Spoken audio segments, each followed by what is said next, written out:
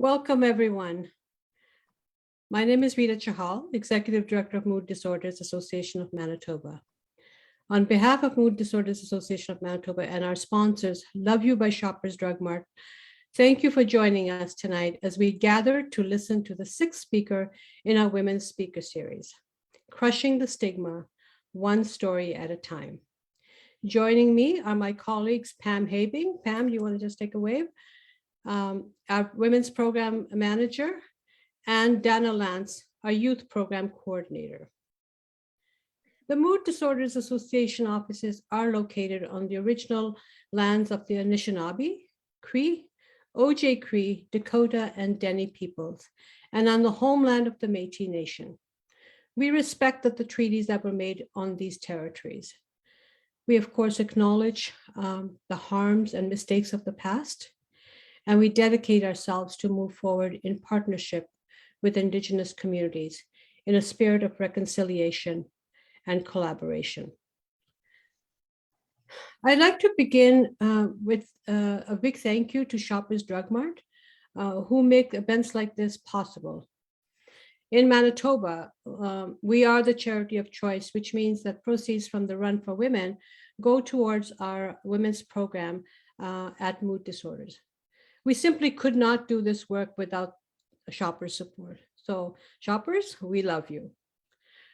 Our Women's Speaker Series is a monthly online series aired on Facebook Live, the third Thursday of each month at 7 p.m. The Speaker Series was created a couple of years ago to give those who identify as women in our community a platform to speak about and share the stories and help others help themselves feel empowered in doing so.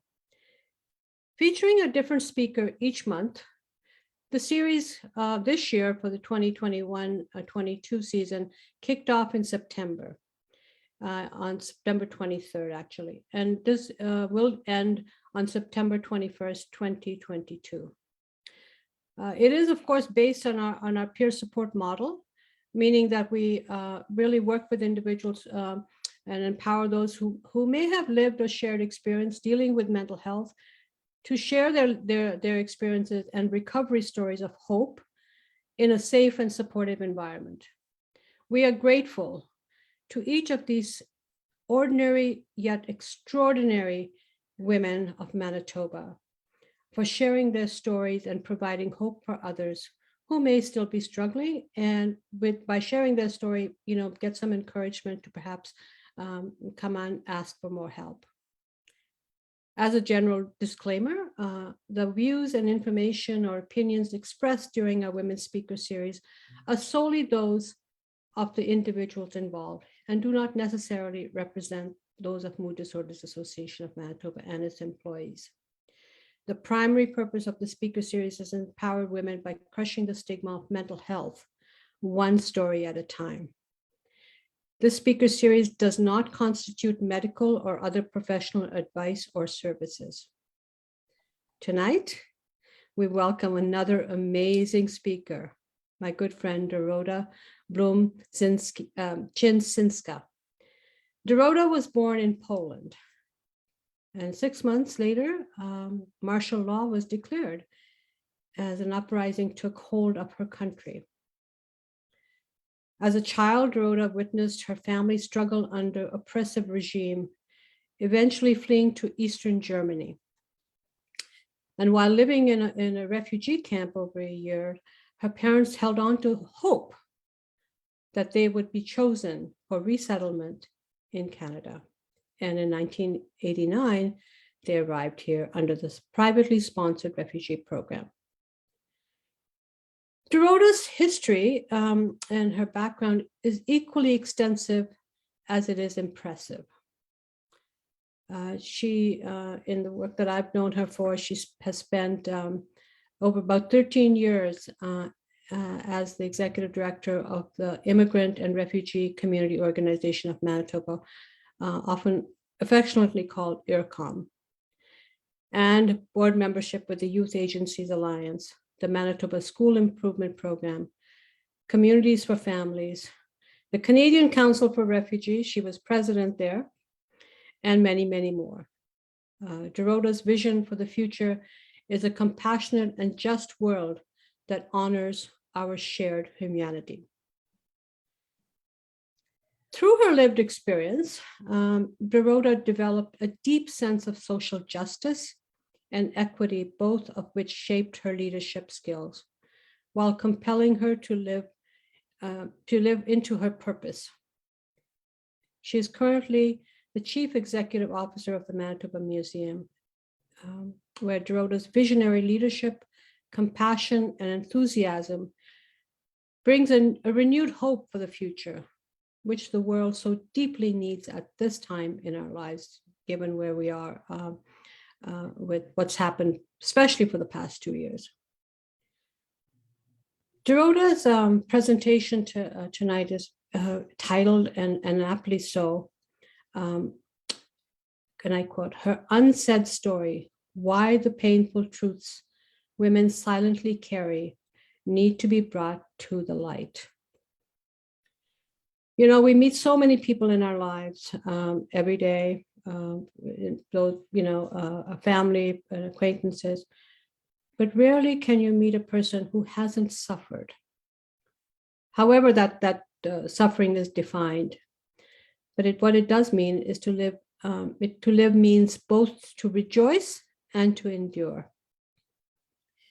The difficult moments that each of us experience can at times be traumatizing, but the harm doesn't always end in that event.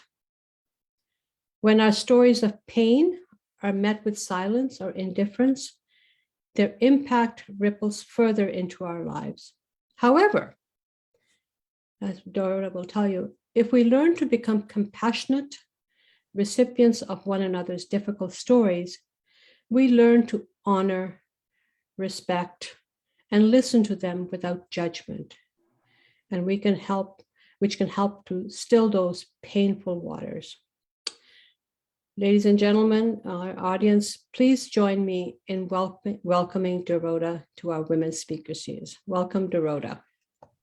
Thank you, Rita. Good evening, everyone. Allow me to begin by acknowledging that I'm honored and humbled to call these lands, waters, and waterways my home. Here on Treaty Number 1 land, the ancestral lands of the Anishinaabe, the Inninawak, the unceded territories of the Dakota, and the homeland of the Red River Métis, I personally commit to always learning and understanding the harms of the past and the present, to improving relationships in the spirit of truth and reconciliation. And I am forever grateful for the opportunity to live under our shared skies. I'm going to admit I'm terribly nervous. I do have notes. I will try to speak as much as I can from the heart, but I do have notes to guide me because this is a very difficult moment for me. I'm also very afraid. Pragmatically, I've been preparing for this moment for a number of months, but in reality, I've been moving towards it for decades. I decided leading up to today that I would give myself grace. Grace in knowing that I didn't resist facing this pain, but rather that it has taken me 25 years to arrive at the right place and the right time to face it. To finally feel it and to give it voice and to put it into words and to release it beyond my own awareness. I do this, disclose, so that I can slowly begin the journey of healing, leaving it behind, or perhaps untwisting the grasp it has over me. I'm immensely grateful that I was invited to speak tonight. Not everyone is afforded this opportunity. And although not everyone finds justice or healing through sharing, I certainly do. Maya Angelou once said, "There's no greater agony than bearing an untold story inside you." She was a woman who was transformed by immense suffering, but also set free by her words. I learned a number of years ago that for me, silence was pain. So today I pray, as I release these words, that I too will be set free. If what I share is triggering for anyone or causes you pain or discomfort, please know that there are supports available here with us tonight, both during and after our time together. I'm also here to listen and to bear witness to your stories. So, I'm about to take us into the dark forest of my memory. Honestly, I will not go into every difficult thing that has happened in my life thus far, but rather I will share parts of my life as I experienced them at a young age, a season of tremendous anguish that I endured mostly alone. Today, I go into this place that I very rarely enter. It is far from my conscious mind, and yet it lives just below the surface of my skin. And this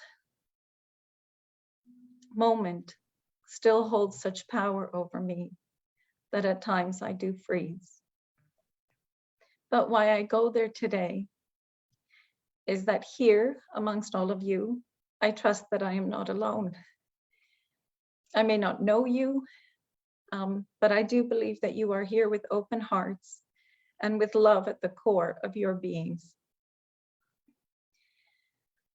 I share because I do believe that some healing does come from speaking openly.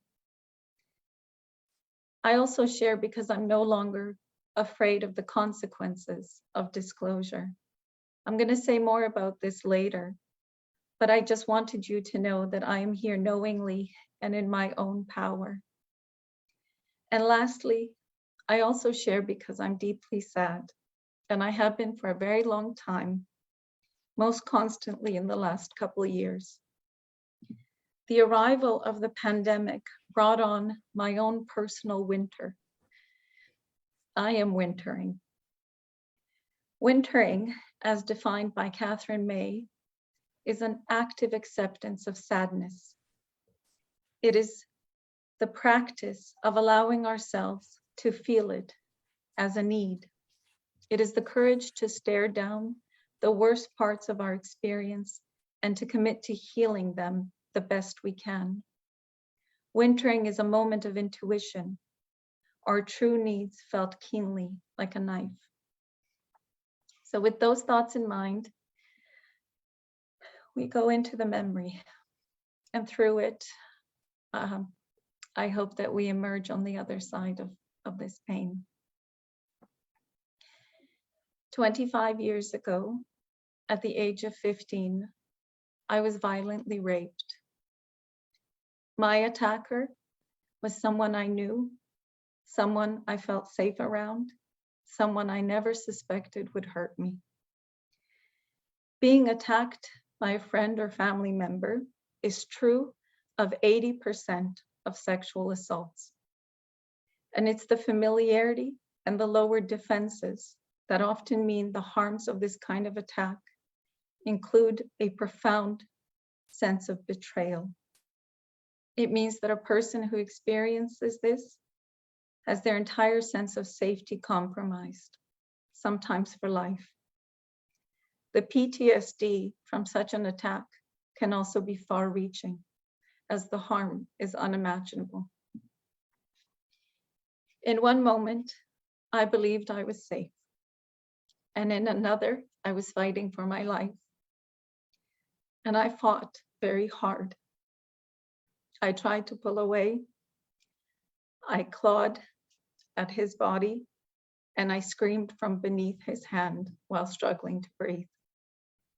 I was not strong enough to protect myself. My body was torn open. And in that moment, everything went blank. And all of my muscles released. My body shut down to protect my being. A brain that is experiencing extreme trauma often shuts down to protect the psyche. because it knows the destruction the mind cannot endure.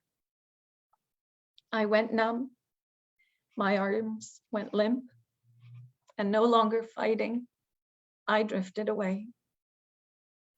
I could only feel the tears from the corners of my eyes running down the side of my face, and the warmth of the blood that was running between my legs. My mind, as it often has, made a recording of this moment, a visceral memory of nearly every aspect: the sound, the smells, the texture of the ceiling above me. It took me days to tell my parents what had happened. I was raised in a culturally and religiously conservative family. In our family, gender roles were very traditionally defined, and a woman's worth was heavily tied to her virginity and her ability to marry well. I fell at my mother's feet. My mother, who at that point was very ill and had less than a year to live. I wept as I told her that I was not at fault, that I didn't want or invite what was done to me. Her face was one of torment and anguish, sadness. I imagine now the horror she must have felt. My mother barely spoke English. I don't know how she would have asked anyone for help. If she used an interpreter, our community would have known. She never said it, but I knew that I had dishonored my family. I also saw that she had no strength to do anything. She could not even stand to hold me. So I simply placed my head on her lap and cried. Violence was part of her lived experience as well. It was part of our home.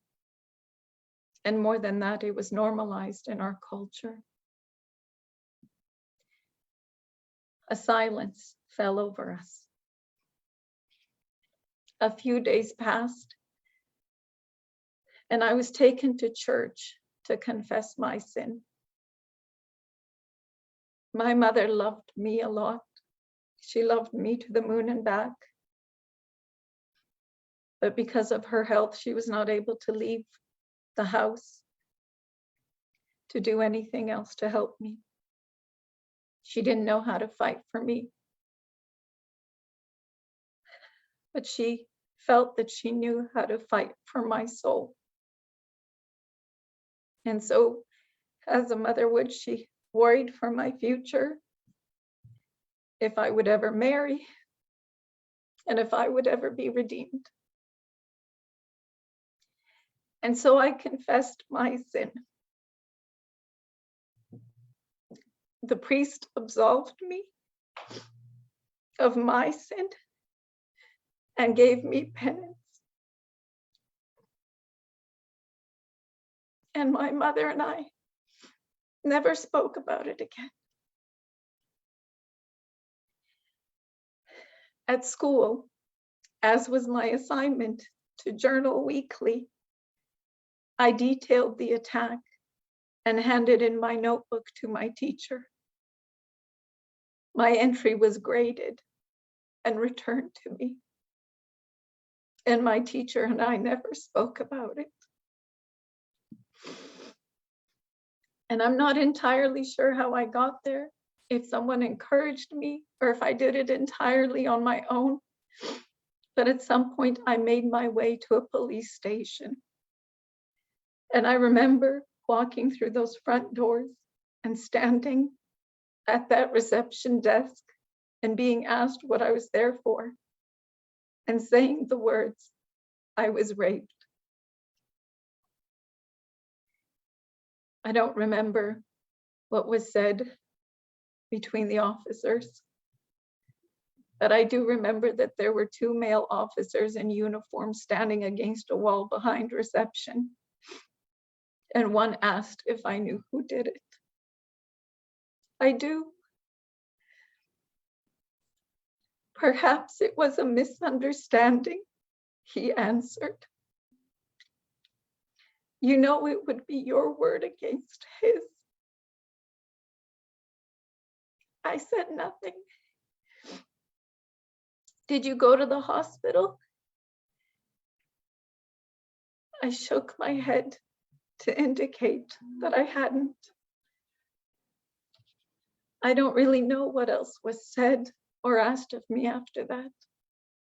I already began to shut down, and I was closing off within myself. And I went silent and turned and left.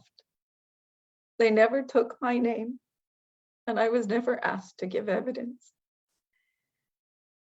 I was left entirely alone, and the police and I never spoke about it again. 3 times I asked for help, and I testified to what I had endured. Months passed. My mother lay in bed dying. I didn't know what she had said, but she had told a relative about what had happened to me. Because one day they arrived in our home, and this woman whispered to me, "No one will ever marry a whore." I was 15 years old, and I fully understood that I had no worth.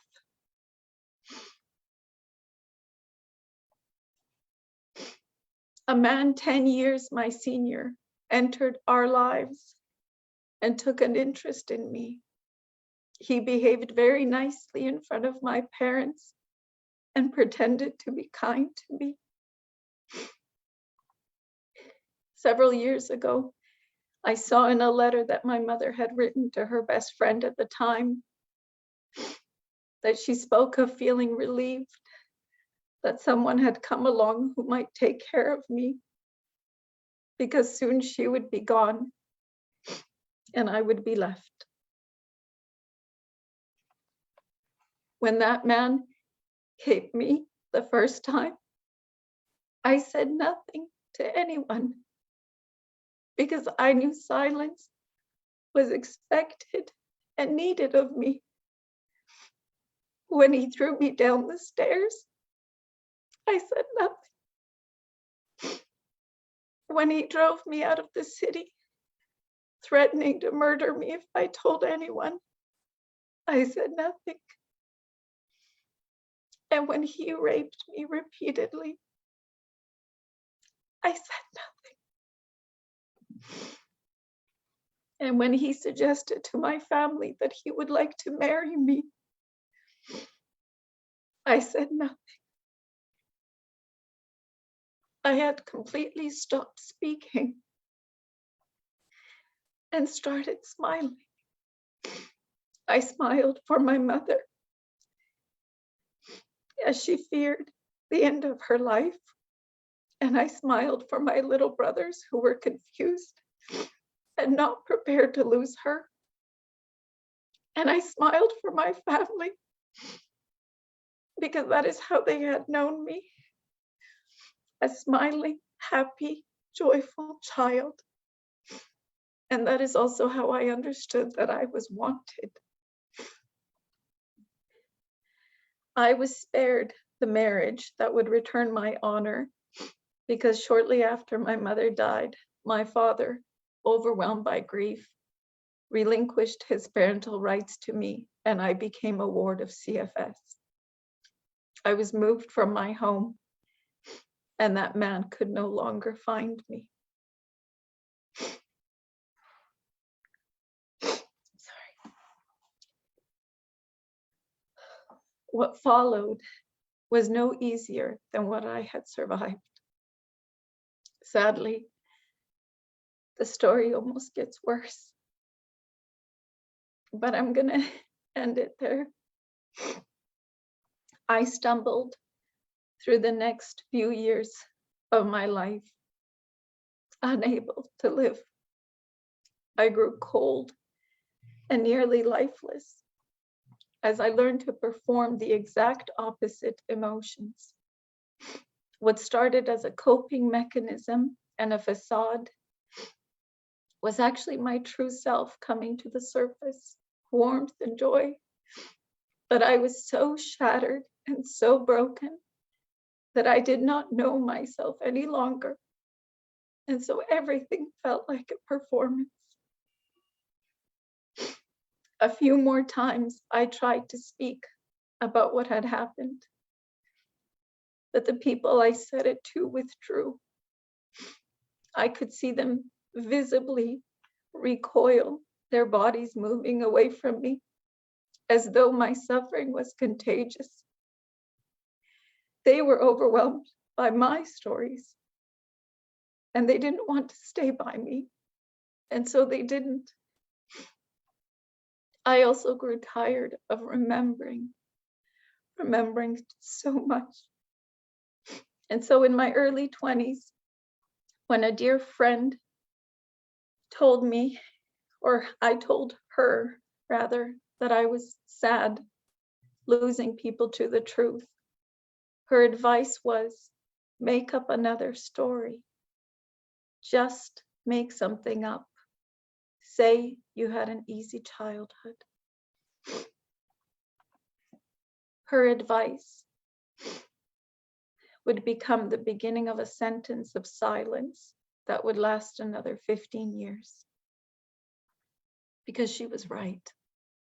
People liked the happy and uncomplicated me.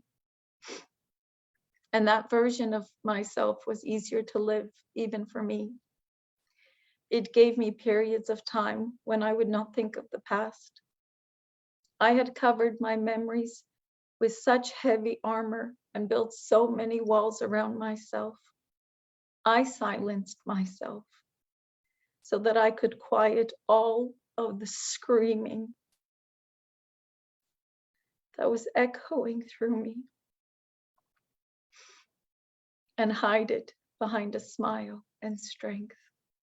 Because as long as I appeared happy and stayed busy, I managed to keep the pain from resurfacing. But if ever my life got a little less hectic or demanding, those memories would find a way back out and back into my conscious mind. And I too found myself withdrawing from that person. So I kept pushing it all down, denying it, telling myself it wasn't as awful as it was, even that it had happened to someone else. I always felt that if anyone knew my truth, actually, what I felt is that if no one knew my truth, they could not harm me or abandon me or shame me or judge me, that I could not be tied to those events or defined by them. But the other side of that was that I also stopped others from truly knowing me. I stopped real relationships from forming, friendships from blossoming, trust from being built. I offered up a performer and an actress, and not the child that was broken and trapped inside. In my late 20s, as an English as an additional language teacher, primarily to refugee women, many coming from different conflict zones where rape was a tool of war, something began to shift. After building relationships of trust and friendship and getting to know one another and feeling safe, some of these women began to speak of their own experiences. They spoke to each other and they spoke to me. And sadly, many of them had experienced gender-based violence. Stories of rape were so common. They're also common here in Canada because 1 in 4 women will be sexually assaulted. I'm going to ask you to pause for a moment and just think about that language. Sexually assaulted. We don't, in gathering statistical information, use the word rape. I don't know why, but we wash away some of how much it hurts. I'm using it today intentionally so that we're very clear, because rape is a crime against a person's very spirit. It's a crime against their body, but it's also an intentional destruction of a life. As these women listened to each other, they didn't withdraw or recoil at hearing about one another's pain. They didn't judge. It wasn't that it didn't hurt or cause intense suffering, but something was different. The women I grew to know and love opened up to me and one another in a way I had never witnessed before. When someone shared their story of survival, others leaned in. They cried together. They extended their hands as though to take hold of the weight of that pain, even if just for a moment, and offered to carry it so that the woman speaking could breathe a bit lighter. And I saw that breathing. I saw how their chests would expand with air and their faces become soft, their eyes begin to shine. They had been bent to the very ground, but they were not broken. Those moments were made possible because the recipients of the truth did not evoke emotions of shame. They did not assign blame. They did not wrongly attribute the event to any actions that person had taken before it happened. They did not correlate it with a failure on her part. Many of them understood that it was not their failure or fault. I watched in dismay as they lived in and through their pain, not held hostage by it. I desperately wanted to speak, but I couldn't. What I saw, though, was a community of women who existed in a space in which the victim wasn't blamed. They understood that it was a crime. They understood that it stemmed from the devaluation of the life of a woman and girl. And no one accepted it as simply having happened. Not long after being their teacher, I began my journey of leadership. Leadership in a public position, for me, meant more walls and more silence. There was more at stake and more to lose. I feared, having observed the world around me, that my suffering would be equated to reduced capacity, that my emotional vulnerability would be misunderstood as instability, that I would be seen as broken beyond repair and damaged. I'm not the only woman who has felt this way. I know many who have kept silent in order to be allowed to keep going. But I think the universe had brought me to that moment by design, because I was embarking on a decade-long journey of turning my trauma into growth. It doesn't happen to everyone, but post-traumatic growth does sometimes occur in individuals who have personality traits such as optimism and future orientation. I had always been an optimistic, energetic, extroverted child. These are some of the foundational characteristics discovered in people who experience post-traumatic growth. I was using my wounds as kindling to light a fire that helped me propel my life forward. I was also being driven by intense fear, never to be alone again, never to be cold again, never to be forgotten, never to be hungry, never to be hurt. I turned the lasting impacts of that violence, hyper-alertness, hyper-vigilance, a need to control things, into incredible attention to detail and a keen sense of the feelings of others. and strong work performance and follow through. My trauma was my fire, and it was my constant companion. I used it to fuel me, not recognizing that I was being burned at the edges. I allowed for little spare time because as long as my mind and my hands were busy, I did not feel.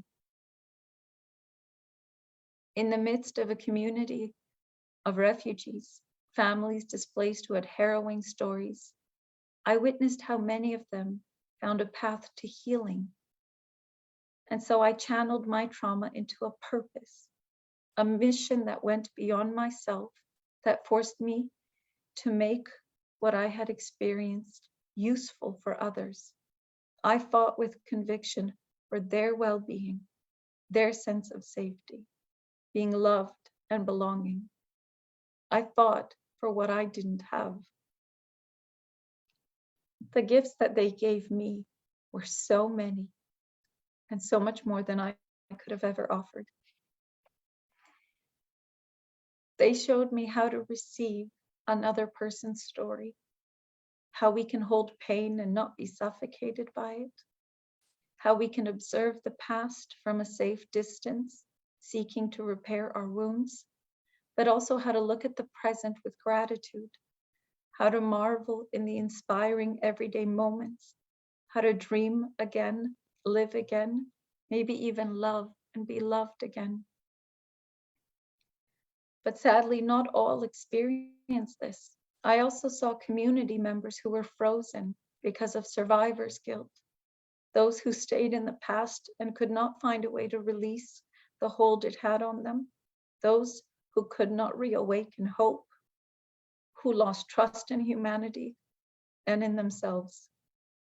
And I saw those who denied their experiences and smiled through their pain. And I recognized myself in them. I desperately wanted to be one of the ones who found a way back into the light. And it isn't that there's a right or wrong way to deal with trauma, because every survivor charts their own journey. But I hungered to be swept away with joy, to laugh through my belly, to stop being held hostage by my traumas. I no longer wanted to be consumed by them. My community had shown me how victorious love was, how light can find its way into the absolute darkest places, and that what I had lived through could, with time and healing, become a paragraph, maybe at most a chapter in my story, but not my entire book. I also learned from them that hate is not mighty. It is not a survivor or a warrior, that hate is merely a poison whose effects wear off quickly. I began to find the courage to step back into the dense, dark forest of my memories. But this time I understood what had happened to me very differently. I understood that there was trauma in the event itself, but also that there was trauma in confessing to a sin I had not committed, and trauma in seeking justice and being denied, and trauma in revealing my truth and being left unheard. It also helped me understand how different things could be for survivors if the recipients of their stories respond differently, so that they would know that there's no shame in what had been done to them. And there was no shame in pursuing justice and recourse, and no shame in revealing truth and demanding to be heard. But despite all of these lessons, I stayed quiet. I stayed quiet because I was so afraid. But I think again, the universe conspired to move me forward. I was growing tired, to be honest. I couldn't outrun it. I couldn't outwork it. It kept surfacing, and I was so terrified that it would swallow me. I had done all the work the world had prescribed. I had done the therapy. I had done the antidepressants, and still I was longing for healing. And it wasn't that those things didn't help, they did. And I think for some, they're exactly what someone needs.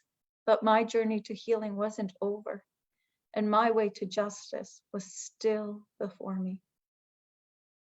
You see, I needed to take back my voice. So one day, I opened a smaller wound. I told my community in a public space that I had been a ward of CFS, that I was given away. And I prepared myself for reprisal and consequences, for loss of my job, for loss of the respect of others. And I braced for their withdrawal. And yet I was met with love and compassion. I had put a small piece of my life into the light, and together with me, it was embraced. And so began the long, long road to today. Shortly after that, a former teacher of mine who had seen an article in the paper which mentioned me came to visit me at work. They were so happy to reconnect, and we chatted and reminisced. And all of a sudden, this elderly person slumped in their chair and put their face in their hands and began to cry. And the words, "I didn't know what to do," were whispered once, and then again, and again. And I reached across, and I took their hand, and I said, "It's okay. I survived." We didn't need to say more. We just cried together. Over 20 years, that teacher who had read that journal had carried my truth. And I was left to wonder, all these lessons, these moments converging, what am I supposed to learn? And what I've come to know now, and as I've said, is that there is trauma in the event, but there's also immense suffering caused by the world and a society that fails us, and a society that continues to fail us. According to Statistics Canada 2014, sexual assault is the only violent crime in Canada not on a decline. Which means to me that we are failing our sisters and our mothers and our daughters. We are moving. We are more than failing. We're turning away from them. And so I want to say this. I am a survivor. It is my choice and my agency how I am to find healing and how I am to seek and obtain justice. But my community, my society, is responsible for ensuring that every pathway before me is cleared, that there are no barriers to justice, no barriers to support.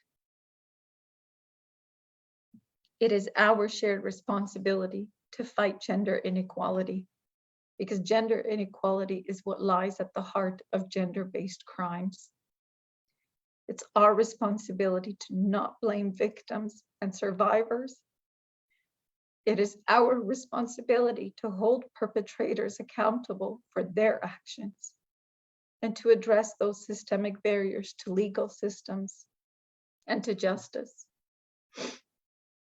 Equally, it is our responsibility to honor people when they tell us what they've been through, and to believe them, and to acknowledge and to value those words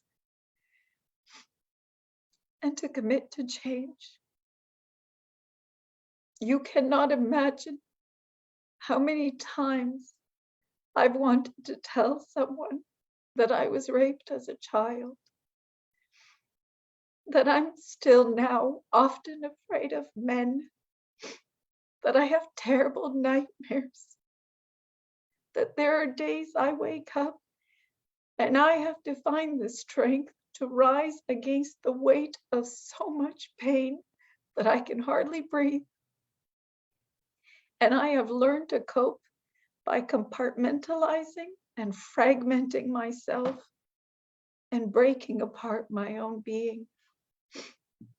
And silence has not served me. It rarely does, because we are meant to tell our stories. All it would have taken was one person to have changed my trajectory. Eli Wiesel, a Holocaust survivor, said, "Silence encourages the tormentor and never the tormented." I have been so afraid to appear weak and unstable and unreliable. I've been afraid to lose my livelihood, to suffer consequences in my career, which I deeply love because I love our community and I love life. And I have always known that at my core was joy and that it was fighting to get out. But I mastered morphing myself, morphing for everyone because they loved the facade. And I put on the costume of their choice for fear that they would abandon me. And I kept quiet to keep others comfortable. But all along, I have hungered to be known and to be seen and to be held. I've dreamt of living unafraid, maybe believing enough to love unguarded. And it's not that disclosure heals all things, it doesn't. But I've lived afraid of being discovered, and I've carried the shame and the punishment.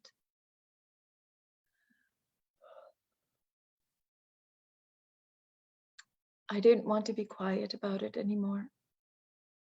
Because if the horrifying statistics tell us anything, is that these are the experiences of our sisters and our daughters, our aunts, our neighbors, our friends and our co-workers. I've been quiet for 25 years.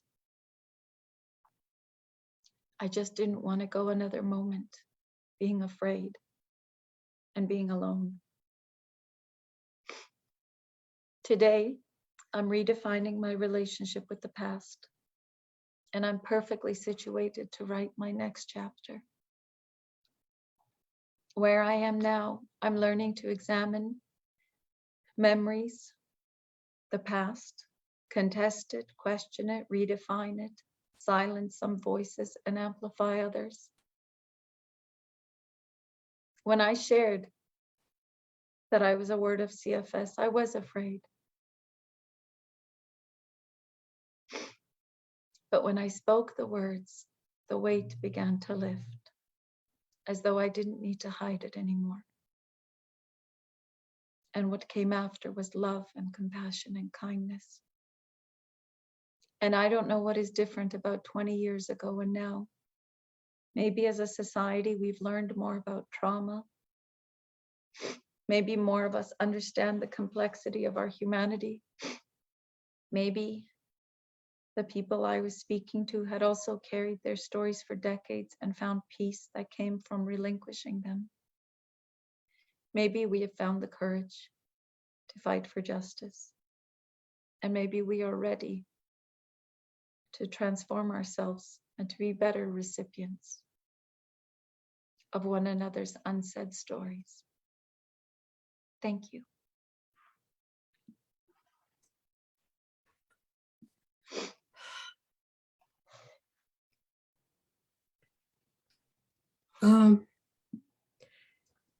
Thank you, Dorota.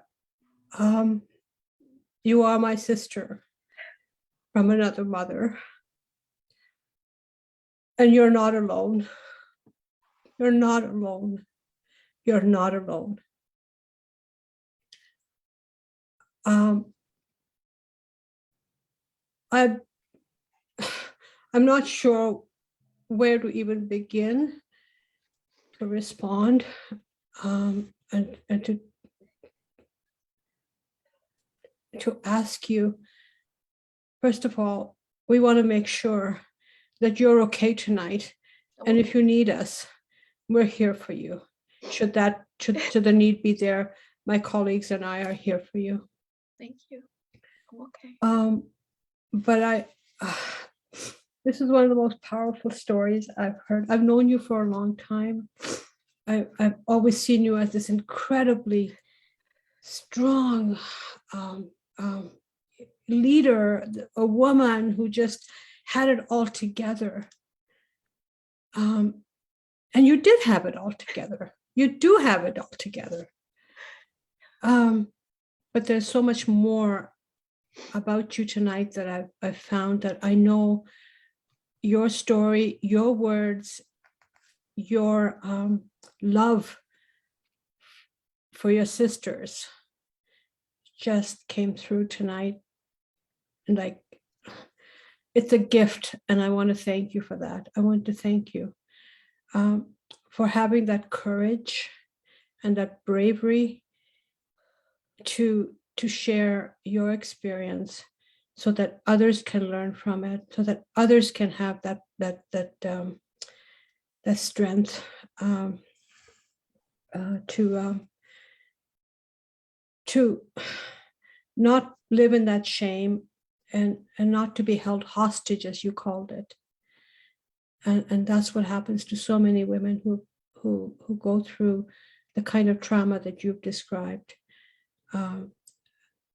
I'm not sure, what more I can add to this story in terms of questions. We do have, as part of our program, that we do invite our audience to ask questions with the speaker. If it's okay with you, we'd like to open that up.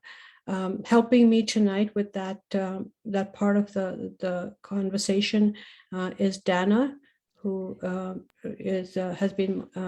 will be able to get started with that. If there are questions, I'm not sure if people have asked questions, but maybe as a starter, I will start with a question. You talked about silencing. You said you silenced myself. I silenced myself. You hid behind a smile. And yet, when you have had this incredible career, when you went into a leadership role, working with the women, particularly the refugee women, and the incredible work that you've done with the refugee community. Some of us who are privileged to have known that, and tonight I think many others in Winnipeg will know that as well. How did you, where did you find that strength to be able to carry that weight of what your trauma had been, but also have enough love and care and compassion in yourself to help these other women who were now who could now identify with you, and you were able to hold them gently? How did you do that? To be honest, before my mother passed away, in the 16 years that we had together, I think she managed to give me a lifetime of love. And I think she poured so much into me that I had it to pull from. In those women, though, I saw all of our stories. I saw my mother's migration story, my own migration story. I saw displacement. I saw loss and grief. And these they're part of the human condition. But I have to tell you that in everything that I saw. Part of what kept me going was that there was so much love and so much hope. And every time I saw someone return from a place of absolute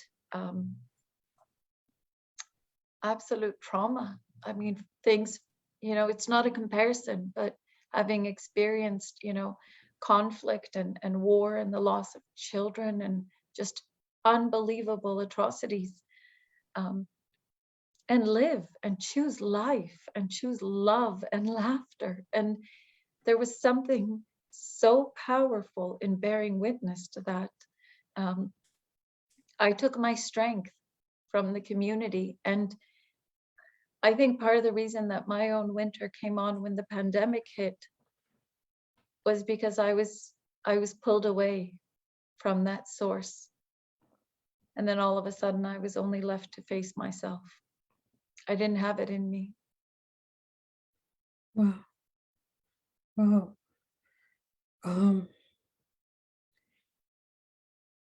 You talked about silence, and you talked about forgiveness, and two words that resonated with me was that there's no shame. It's not your fault. It wasn't your fault. Yeah. And there's no shame in seeking that help and seeking that and talking. I want to commend you for just having that bravery to be able to share this with all of us, and to be able to, and I'm so moved by you and how you held other women. You held them so gently to tell their stories, and to be able to ask for help, and to know, for them to know that they had you. Not all women have that. There are so many women in our country, so many women around the world who don't have that. No one to hold them gently. So thank you for that. Dana, are there any questions, or perhaps you and Pam have some questions that have come up from the audience? Yeah, so I'm the one. Hi, everybody, as I appear on video. So I'm just kind of looking at the comments, but I do want to say that I also send love to you as well. And I wish I could give you a big hug, but I think Yes, this is like the best way I could give a yes. hug, like virtually like this, in this weird space that we call technology and everything. But I hope in person I can give you an actual hug. But I will say that people have been saying sending love to you, which really does resonate, saying that people hear you in your story. And I think a lot of people actually have been listening more than asking. Yes. And so actually there's two people who just wanted to give you some words, sending you love. Jacqueline says, "I'm so incredibly sorry for what happened to you. I am also so sorry that your story was not heard or met with any compassion or help. When you talk about your sense of hope and optimism, your eyes light up, and it's truly a miracle how you have been able to keep these beautiful traits.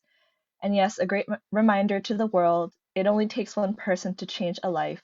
Love to you, EXO." Um, Lori says, "Thank you for sharing your story with us tonight.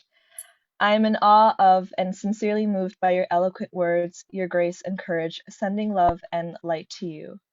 So I I even think it's I don't think anybody wants to ask questions. I think Question, yeah. everybody just wants to send love and pour love to you more than anything, because we've all been very, very moved by your story. And personally, as a young woman too, it's quite honestly things that I personally think I get scared of, because one day I want to have children too, and my only worry is that being a woman, it's really hard.